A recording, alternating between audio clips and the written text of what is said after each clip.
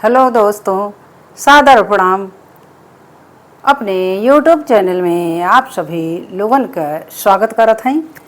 आज सावन का महीना शुरू हो गईल बा, तो सावन के महीना के ढेर सारी शुभकामनाएं आप सबके। आज सावन के महीना में भोला जी के कैसे हम बुलावत हई, ओके आप ध्यानपूर्वक सुनी, आनंद लें। बहुत सुंदर कीर्तन का रचना कैले बाटी। आप सब अगर सुंदर माने तो बहुत अच्छा है, तो आप सब सुनी। सावन के आइल, अब सावन के आइल, बहार भोला जी। अब सावन के आइल, बहार भोला जी। कबे आई बातों हमरे दुआर भोला जी। कबे आई बातों हमरे दुआर भोला जी। अब तो आइल बा सावन के बहार भोला जी। कबे आई बातों हमरे दुआर भोला जी। कबे आई बातों हमरे दुआर भोला जी। अंगना दुआर हम विधिवत लिपवली। अंगना दुआर हम विधिवत लिपवली। विधिवत लिपवली हम विधिवत लिपवली। अंगना दुआर हम विधिवत लिपवली। बेदिया बना के हम चौका पुरवली।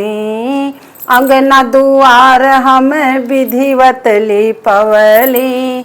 बेदिया बना के हम चौका पुरवली। अरे आसन लागल बा, हाँ आसन लागल बा तोहार भोला जी। अबे आसन लागल बा तोहार भोला जी। कबे आई बातों हमरे दुआर भोला जी। कबे आई बातों हमरे दुआर भोला जी। अबे सावन के आइल बहार भोला जी। कबे आई बातों हमरे दुआर भोला जी। कबे आई बातों हमरे दुआर भोला जी। हमारी विनती के कैला स्वीकार भोला जी। कबे आई बातों हमरे दुआर भोला जी। फल फूल मेवा बजरिया से लैली। फल फूल मेवा बजरिया से लैली। अरे भांग धतूर हम थाल सजवली। फल फूल मेवा बजरिया से लैली। भांग धतूर हम थाल में सजवली। भांग धतूर हम थाल में सजवली। अरे भोगे वाला गईबे, हमें भोगे वाला गईबे तोहार भोला जी। हमें भोगे वाला गईबे तोहार भोला जी। कबे आई बातों हमरे दुआर भोला जी। कबे आई बातों हमरे दुआर भोला जी। कबे आई बातों हमरे दुआर भोला जी। सात सखी हम आंगनवा बोलाई। तोहर पूजन माँ के तैयारी कराई। सात सखी हम आंगनवा बोलाई। तोहर पूजन में कीर्तन सुनाई। तोहर पूजन खातिर कीर्तन हम गाई। अरे अरे हो खेला चर्चा, अरे हो चर्चा तोहार भोला जी।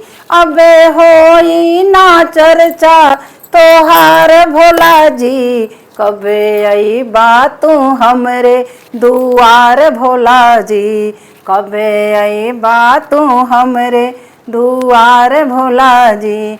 आज होई चर्चा तोहार भोला जी, आज होई चर्चा तोहार भोला जी, कबे आई बात तू हमरे दुआर भोला जी, कबे आई बात तू हमरे दुआर भोला जी। एगो विनती बाकरा स्वीकार भोला जी, तनी आवन हमरे दुआर भोला जी, अबे आ जइहा हमरे दुआर भोला जी।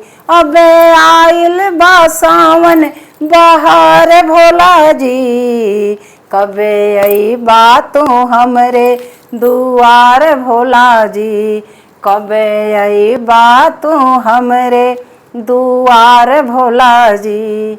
हमरे आंगन भगतन के भीड़ भारी, हमरे आंगन भगतन के भीड़ भारी, गौआ के जुटल बाटे नर नारी, हमरे दुआर भगतन के भीड़ भारी, गौआ के जुटल बाटे नर नारी। अरे दर्शन होई तोहार भोला जी, अबे दर्शन करी हैं तोहार भोला जी।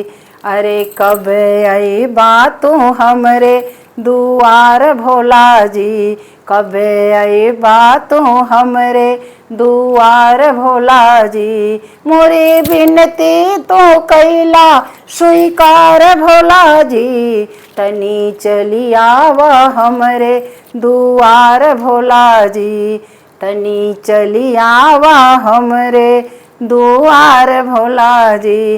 अबे सावन के आइल बहार भोला जी, अबे सावन के आइल बहार भोला जी, तनी चली आवा हमरे दुआर भोला जी, तनी चली आवा हमरे दुआर भोला जी, तनी चली आवा हमरे दुआर भोला जी।